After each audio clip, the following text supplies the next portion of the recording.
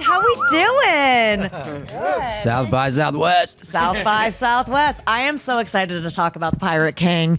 My dad's a Marine. My granddad's a Marine. So it was, there's a personal entry there. And Rob, I know you were as well. So tell me, there's a true story behind this too. So tell me how you found this story and what was the most interesting aspect about it to you. Yeah, absolutely.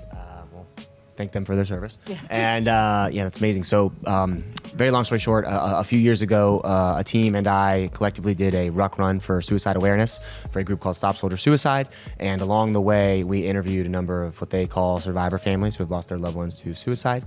And we brought a camera crew with us just so that they could tell their stories to the world. And some of them had this, whether it be last words or a message that they wanted to share with the public, something that other veterans should keep in mind. And through their stories, we all found ourselves really touched, obviously. So we started doing more and more and more interviews. And 3 people really stood out to me. And one of them had a very similar story to my uncle, who was also a Marine and happens to be a pirate reenactor, hence the Pirate King. So I actually just took his real life story and blended it with some of the folks that we met along the way. And that became the Pirate King. That's so cool. My college mascot was a pirate, so I do feel like this is like the intersection of my life. Eastern Carolina? Yes. I partied in Greenville a couple of times. Oh man. Well, if Marine, Eastern North Carolina. That's true. That's why I actually went there because I was born in Cherry Point. Nice. And so when I was like, I'm from North Carolina, and I went to school. I spent 3 there. years at Cherry Point. That's so funny. I wonder if we overlapped. That's wild. It would have been like 89 to 94. I just missed you. Oh darn. I got to 95. Uncle Rob. Actually, my dad's name is Robert, so funny. Okay, so sorry, pirates. Where were we? Where were we? We started talking about me, and that's not right. So, Rob, what was your entry point into this story? I was lucky enough. Josh reached out to me with this script and asked if I would read it, and I did, and I was blown away. And then we got to meet and talk about it some more, and we flushed out some things, elements of it that made sense. And once we worked our way through it, it was kind of a no-brainer. I wanted to be part of it. It spoke to me in a very deep level. I work with a lot of veterans organizations, and I could see what Josh was doing here, and I thought it was important. So I thought it was, and I don't get many opportunities at dramas, and so when Josh gave me that opportunity, I definitely wanted to be part of it. It's funny you say that. I've been talking to a lot of people this weekend that are known for like comedy, or they're known for being like a sweetheart and they're playing like a horror villain or something. And I was talking to Adam Scott yesterday. Yeah. Hey, Step Brothers. And he was doing a movie where he's like playing the complete opposite of what we know him for. So is that just like, I don't know. I think it's very interesting when people are like, oh, I know him as like the funny guy, to go into a role that is dramatic. Like, how is that? It's wonderful. Yeah. I think any actor wants to play with all the colors at some point. You may have your favorite color that you like to go back to and play with that a lot, but I think the reason I got into acting and wanted to be an actor was to express all kinds of different emotions and feelings and search it all. So, and this story was great, and being able to share the screen with these amazing actors was a fantastic experience too. So any chance I get to act, it's always a growth experience. Absolutely. So rounding out the family and found family here, let's talk about you. So tell me like who you're playing and just kind of what it was like to be in this movie. I was playing Emmy Lou, and it was like really fun to play her because I felt like I know her like really well, and I feel like it's just fun to like be like a pirate, and like everybody's like very kind here and very funny, so it was like really like great to like be in this movie. And, yeah. Did you learn sword fighting and things like that? Yeah. She was great. Yeah.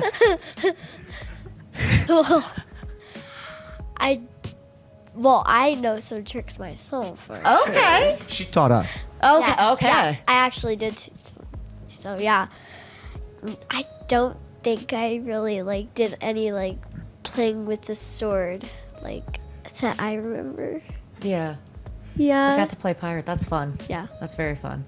And Jordana, hello. So tell me about kind of what your relationship is with this. How do you guys all kind of come together? I didn't get like rehearsal time like you got the mano a mano, which so I'm kind of like I'm kidding. I got the script and Josh wrote a beautiful letter, and then he was like, I had you in mind when I wrote this, and she's like a sex addicted OnlyFans model, and I was like, wait, like, and you're the first person I thought of. I was like, awesome. I've never like it's so out of my wheelhouse, but like yes. So I was just so excited to play. Like I've never played someone body and outspoken, and so it was a breath of fresh air. And so I don't want to play shy or ingenue ever. Not that anyone's offering that because I'm 45 at this point, but still, it was like a juicy, delicious role. Right. Yeah. Love. Hello. Hello. Hello, Matt. Look at her hair, man. That's a beautiful hair. Okay, so tell me how you fit into the equation here with these characters. So I play, I guess I'm the leader of this pirate gang, right? Which is like, hell yeah, what a fun. Yeah, I think I'm still living it. I haven't shaved or cut my hair since. Yeah. I don't think. I play this character David, who like Todd was a Marine who, went over there and felt like he took such care of his country, and when he came home, felt like it didn't take care of him. And I know a lot of veterans, friends of mine, that kind of at some point feel that way. So when you become disenfranchised and sort of anti-establishment, he finds his way into this pirate reenacting world and feels a sense of kind of found family, but also I think that sense of liberation and kind of, like the pirate ethos, which is, the rich, steal from the poor under the protection of the law, but pirates, steal from the rich under the protection of their own courage. Mm-hmm. So there's something kind of noble and sexy, and You can quote that. So if you're missing anything, you know who took it. yeah, sorry, yeah. But so there's that very kind of Robin Hood thing that we all, I'm not cool enough, but in real life, but I think that's there's something sort of romantic about it. So, yeah, I was rambling there. Well No, said. you're not rambling at all. No, you're nailing it. Yeah. No, I was like thinking too, it's like, I go to the Ren Fair. I like a Ren Fair. I like to, yeah, okay, you did too, right? I dabble. I dabble in a Ren Fair. Okay, well, didn't here's know the thing. I'm not like, there's people that are very, very amazing and like really go all out. I go in and like rent the costume when you get there, but there's something when you get there. It's like my voice starts changing. I get really into it. So I'm just curious, like when you're playing these kind of pirate roles, like, was it just like genuinely like super fun to embody? Yes. I remember in the table read, I thought I was going to play it kind of straight, and Jordana comes in hot. Like she's like trained with a voice coach. I was like, I have 48 hours to get my stuff together. Like I'm going to be terrible in this movie. You were so good. Like you were a pirate. What was it like? I mean, just embodying a pirate, like. For me? Yeah, I mean, you came in hot. I love doing so much prep before, so you can just like let her rip when you're on set. And I loved like the nose ring and the makeup and the giant tat, and I would keep it on and go out to dinner because it felt like armor, it really did. And then I wanted to get a nose ring, but my husband vetoed it. So we'll see. Yeah. No, Yeah. what you should do is like go to Vegas, get drunk on your birthday, and get a septum piercing. Yes. Don't do that. Just so it's been said. I felt it when we were singing the songs in the bar. Yeah, I love yeah. a shanty. Yeah. When we were singing those songs and pounding our beers on the table, I actually kind of got lost in that a little bit. And I enjoyed it a lot. That one shanty that's like, soon may the weathermen come to Yeah. bring them sugar. I love it. It's so fun. Did you get into the shanties? So No pirate songs? No bar life, unfortunately. No bar. Oh, she can't go to the bar. At least that we know of. What is your where did you film? Virginia Beach. Virginia Beach. Oh, Virginia Yeah, Beach. Virginia. Oh, I think the movie is kind of a love letter to Virginia Yeah, Beach, actually, to be that's a honest good with point. because that's Josh's hometown. So he knew all the places to go. He knew exactly the sunsets and the beaches and the harbors and all the he lived the scout location. Yeah. So I think I think Virginia Beach is a character in the movie almost. Yeah. Also, that's a party town. Yeah, true, yeah. We never did that. Yeah, Never did that. like my family and I would go down to the Outer Banks, and it was like don't stop in Virginia Beach. Like, whatever you do. Driving through. What was all of your favorite thing that you did on your downtime in Virginia Beach? Oh, I know.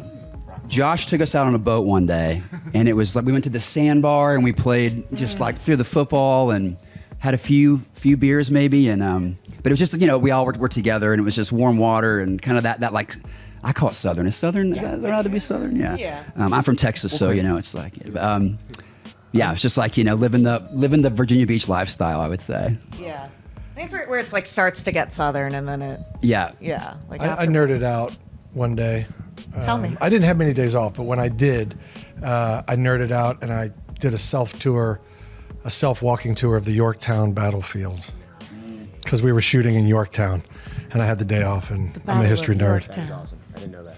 Yeah, I just learned something new. Yes. I know.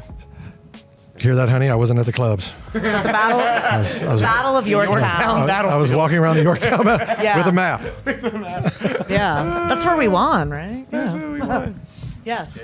I'm a beach girl. I really love like the ocean, and I remember learning to sword fight with our stunt coordinator like in Virginia Beach, and no one was stopping us or looking at us, and they were real swords, and I was like, how long are we going to get away with this? But we just kept going, and like people didn't, no one blinked. It's just the norm there. It's like, oh yeah. They're like, oh, there's just sword fighting, whatever. That's what they do. Actually, that wasn't a fun thing we got to do. We got to go surfing. That's right. We did. went That's right. surfing. That's right. You and I were that was actually They're both good. it was fun. Have you surfed before? Like, did you get up on your first try, or Actually, I did. That's right. Matt's really good. He's an athlete. did you continue, Surfing? or have you always surfed? I'm like Johnny Utah. I surf every day now. No, Yeah. I know. I really don't. But I need to get to the beach more. I Yeah, believe you if you did. Let's do another movie there. do another surf more. movie there. What was your favorite thing you got to do while filming? I liked swimming in the bay. Storming in the bay. Swimming in the Oh, Chesapeake. swimming. Okay, Yeah. I was like, storm the bay. They didn't attack. Get with it. Storm the bay. They didn't attack. No, that's fun. So swimming in the bay. Yeah, me and my mom, we went to the bay and we just started like swimming in it. I saw a big crab, like probably like this big. I ran out of the water and I just sat down next to my mom. I was like, no, I'm not going back in there. Yeah. Is they have the ghost crabs there? Oh, yeah. I love those things. At night. So you're from Texas. Yep. So what does it mean to have like a film at South by Southwest? Like, Honestly, never had a movie here. It's been my dream forever. The first movie I ever did was actually premiered at the Paramount Theater when I was 18.